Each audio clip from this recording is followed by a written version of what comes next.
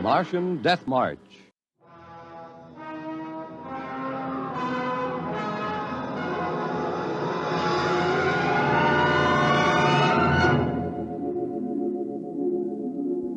I've always been interested in lost causes. The revolt of the Scottish Jacobites against England, the last stand of the Cherokee and Sioux Indians, and the death march of the Martian Highlanders in 1997.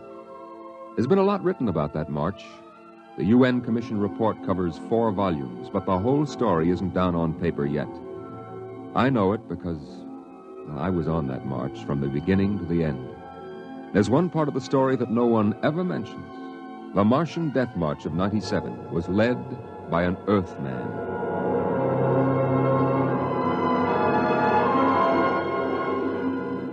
Maybe you've been over the route of the march. There wasn't any highway there 30 years ago in 97. There was desert, hot, burning desert. I lived at the edge of the Calmac Canal then with my father. He was a prospector searching the surrounding desert with sonar probe and Geiger counter, scratching just enough ore from under the Martian sands to pay for our grub stake the next year. I remember he was in the Adamson digger in the North Quadrant when I came running out that day.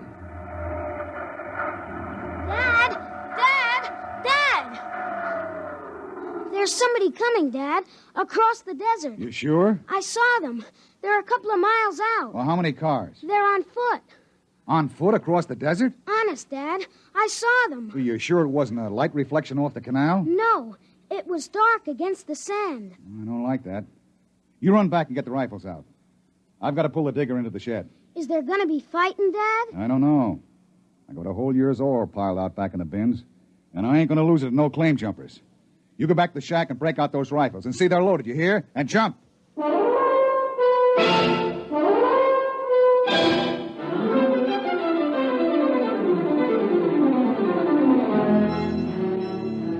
Dad had 3 surplus Army rifles and a couple of homemade grenades made out of ore cans stuffed with Adamson A explosives.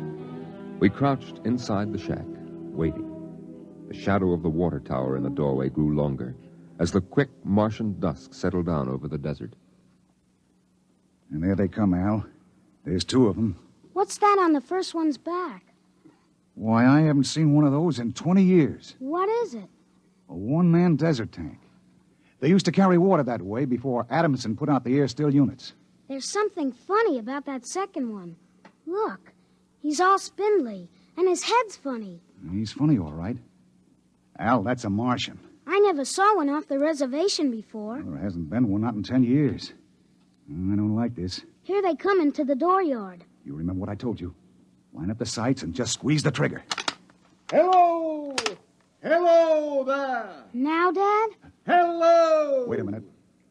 What do you want? Water! I need water. Who are you? My name is John. John, huh? What are you doing with that spider? His name is Cantalcar. I don't care what his name is. What's a human doing with a Martian? I found him in the dry bed of Calmac Canal, nearly dead of thirst. He probably ran off on the reservation. When our brothers are caged, they seek freedom. Brothers? Those spiders? All living creatures are our brothers, on Mars as on Earth. Hey, wait a minute. Bert Olstrom at False Wells told me there was a screwball heads preacher over there hollering about letting the spiders loose off the reservations. Let no man call his own, no man nor tribe nor nation. I guess that's you, all right. Bert told me they called you Crazy John. I don't suppose there's any harm in you. Fill your tank up at the air still. And you can even have supper with us. We would be happy to. We? What do you mean, we? Cantalcar and myself. That spider? Oh, no, I ain't having a Martian sit down to eat with me. You come on, though. Thank you, sir. No. Where my brother is not welcome, I cannot go. Well, suit yourself. Al, get the key to the water tower. Come out here. All right, Dad. And put away the guns. We won't have any trouble from these 2.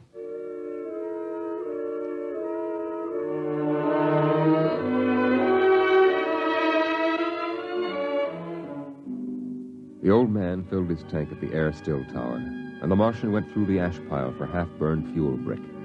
When we went to the house for supper, I could see them silhouetted against the fire. The old man with his wild hair and beard, and the thin, spidery arms and legs of the Martian. Dad, What? are all the Martians on the reservation? Yeah. All but a couple of wild ones in the mountains up north. The patrol catches a couple every year. Why? Well, they murder people. No, I mean, why are they on the reservation? Because it's the safest place to keep them. They're pesticide. How many are there? Oh, I don't know. A few thousand. They keep dying off. Why? Well, they catch earth diseases. Chickenpox almost wiped out the whole gang of them 2 years ago. Chickenpox? I had that. It didn't wipe me out. You ain't a Martian. I was born on Mars. Well, I mean you ain't one of those spiders. Now eat your food. It'll get cold. Okay. Dad, Oh, what now? were the Martians always on the reservation? Well, since the Outpost 3 massacre, they have been. What was that? Oh, back before you were born, they lived wild in the mountains up north. Were they fierce? Fierce enough. Only place for them spiders, behind wire. Yeah, it sure is.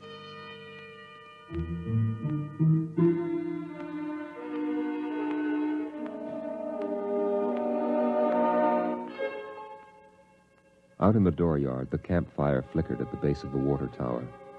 The first of the Martian moons had set. The other wouldn't rise for several hours. I could hear the sandpeepers out in the desert as I stood there.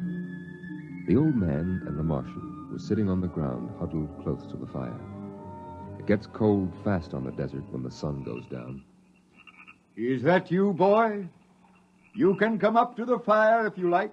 My dad wouldn't like it. All right. But I'm not afraid of no spider. No, there is nothing to be afraid of. How come his arms are all skinny? Ask him. Does he talk? Yes, his name is Kantalka. It is, huh? Hello. Hello, boy. He talks funny. It is not my language. Why isn't he on the reservation? You can get in trouble helping spiders to escape. No man has the right to imprison the innocent. They that are enslaved will be freed. They that are in sickness and misery will be comforted. They that are exiled in a strange place will be restored. My dad says the spiders are treacherous, cowardly, murdering savages. That's what he says. Boy, there was a time on this world when there were no Earthmen, when the ships and the machinery of Earth were unknown. Then the people of the highlands lived in peace. But today they are a handful, starving, dying behind the wire. But the reservation isn't so bad. Our home is in the mountains of the north, not the desert. I heard a voice which cried out to me in the desert, "Go to your brothers." Do they really call you crazy, John? I have been called many things. You really think we ought to let those old spiders off the reservation? Boy, we die here in the desert. We die in the sun and of the sicknesses you have brought from Earth. That's 'cause Martians are just weak. I'll bet I could knock you down myself. You could. We are a different people. We have not the strength of muscle of Earthmen. But we will not stay here to die. You won't get off the reservation. The patrol takes care of all that. They won't let any stinking old spiders out. Even in the minds of children is planted the poison of evil. How long?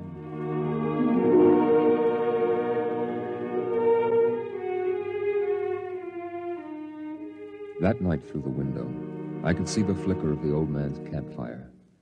He was walking up and down now, shouting, singing hymns, verse after verse, his white beard catching the light as he passed behind the fire.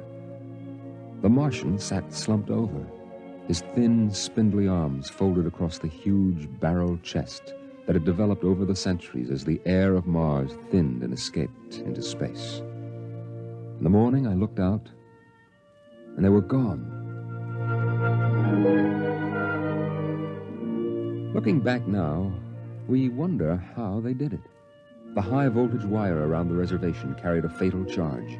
The patrolmen in the tower had 50-caliber machine guns. The desert around the camp was mined heavily. Yet, at dawn, August 7th, 1997, they broke out. I was down at the dried-up canal bed hunting sandpeepers when my father came running after me. Al! Al! Here I am. Come on, back to the house. What's the matter, Dad? You shut up and run. What is it? The spiders busted loose. Bert Olstrom radioed in. They come in here? They're headed this way, the murdering devils. They kill anybody? 6 patrolmen when they busted through the wire. What are you gonna do, Dad? Fire a keg of Adamson A across the gate. You get in there and get the guns out.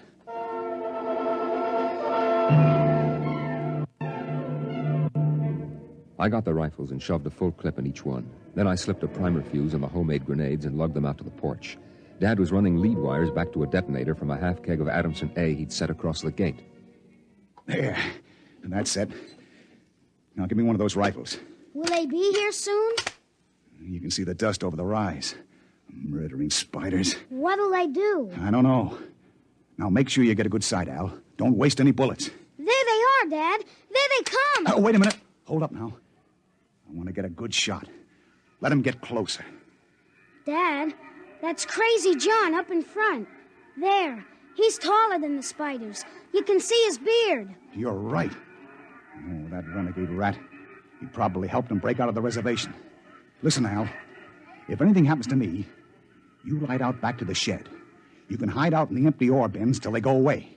Now, you got that? All right, Dad. We're going to come in. The spider's shouting something, Dad. Probably a trick. Get down a little, Al. You're in the way.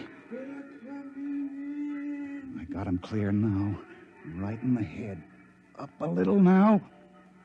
Got him. Got him, Al. Dad, look out. They've got guns. Down. Get down. Oh! Dad!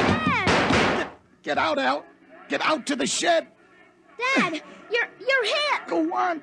Those spiders are going to rush. Now get going. No, I can't let Shut you. up and get out of here. You hear? Get out of here.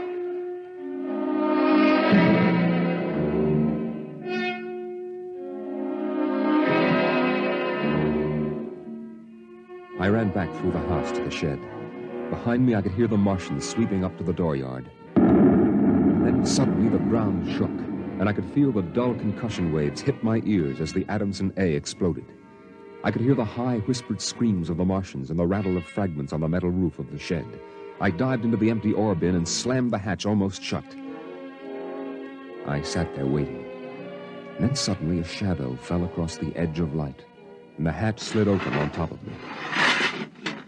You leave me alone. I'll kill you. Boy, I've been looking for you. Where's my dad? What did you do to my dad? He's dead. You killed him. You and those spiders. I'll kill you. I'll kill all those stinking murdering spiders. They are our brothers, boy. Your father shot without warning, and the fire was returned against my orders. You mean you weren't going to attack us? Our brothers came in peace. They are going home to their mountains. We came to get water for the journey. You mean you just wanted water? You... Dad! John, the Earth Patrol will be following us soon. We must go. And the boy? We'll have to leave him here with water and supplies. No, the Earth Patrol would question him. We need the time. He goes with us.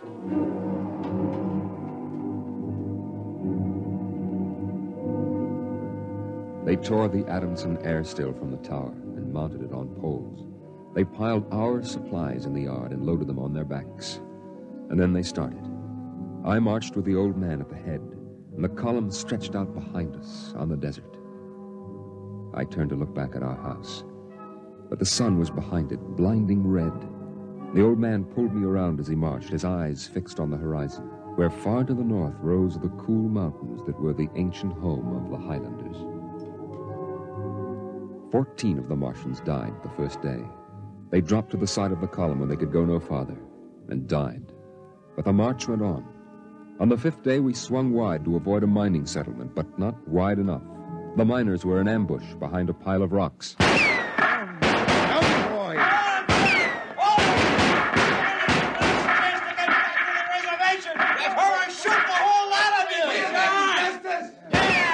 I shall lead them home, home to the promised rest, home to the mountains. March forward! March forward!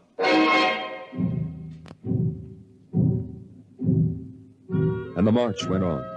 We wound across the desert in wild zigzags, following the paths the old man had traveled through the years.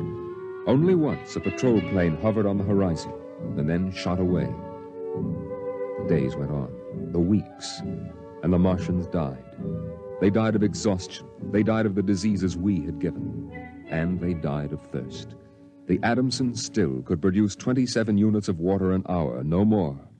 And on that, they died of thirst. Here, boy, here's your water. But that's more than the others got. Take it. It's yours. You're giving me your water. It will be provided to me. He that brings justice to his brothers will drink deep of the water of righteousness. He that... Drink your water, boy. Across the desert, from the Calmac Canal to Fever Dip, past the towering mesas of the Higgins Badlands, across the dry sea bottoms they marched.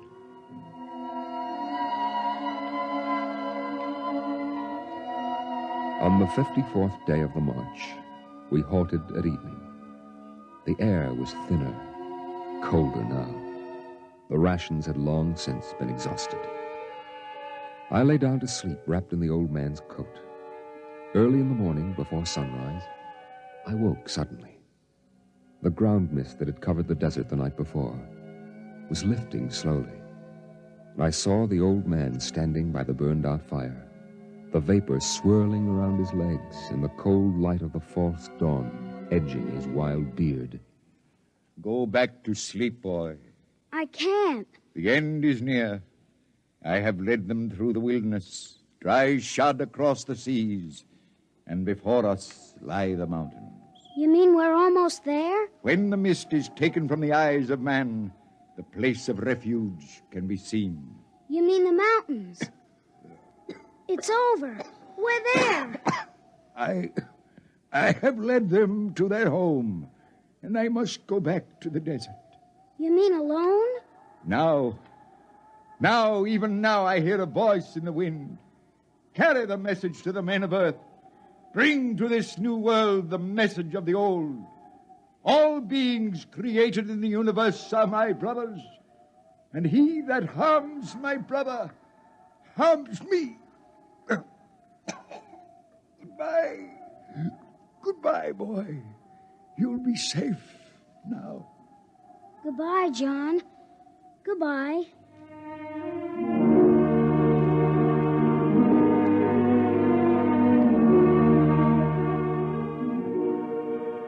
The Martians found him 500 yards from the camp, dead. Now the mist rose, and before us towered the highlands, the tall green mountains and the cool sky. The march was over. Of the 7,000 Martians who started, 900 were alive. They gathered now on the rise of ground and faced the hills. Their thin bodies wavered as they stood, and some dropped to the ground as they stood there. But there was a light of hope in their large, staring eyes. Most of them had died, but they had died on the way home, and now the march was over.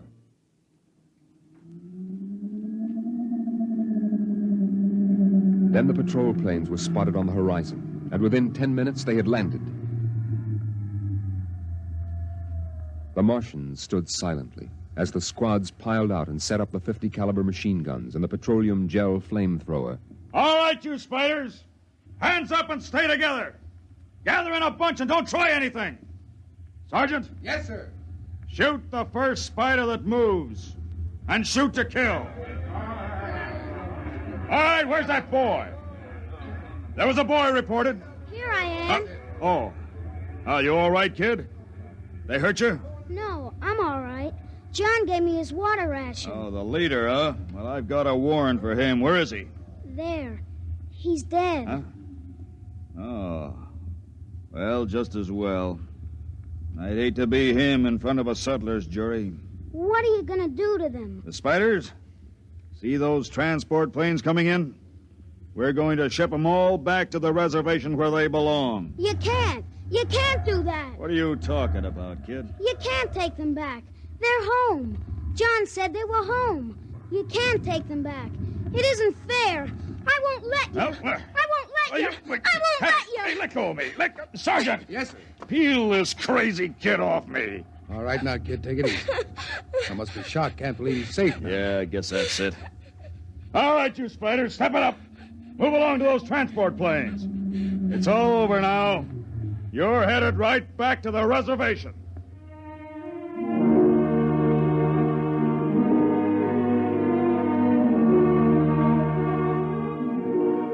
They separated them in groups of 50 and loaded them on the planes. 900 out of 7,000. And soon the first big-bellied ships waddled out on the hard sands and lifted slowly into the air, headed back to the south, flying over the trail of dead and dying who started on the march to the highlands, the march to home. Don't worry about them spiders, kid. We'll take care of them. Come on now, kid. You'll feel better as soon as you get back to civilization. I looked once more at the green mountains towering through the mist. And then, just before the motor raced, I saw John. Crazy John, propped up against a dognut bush where the Martians had placed him.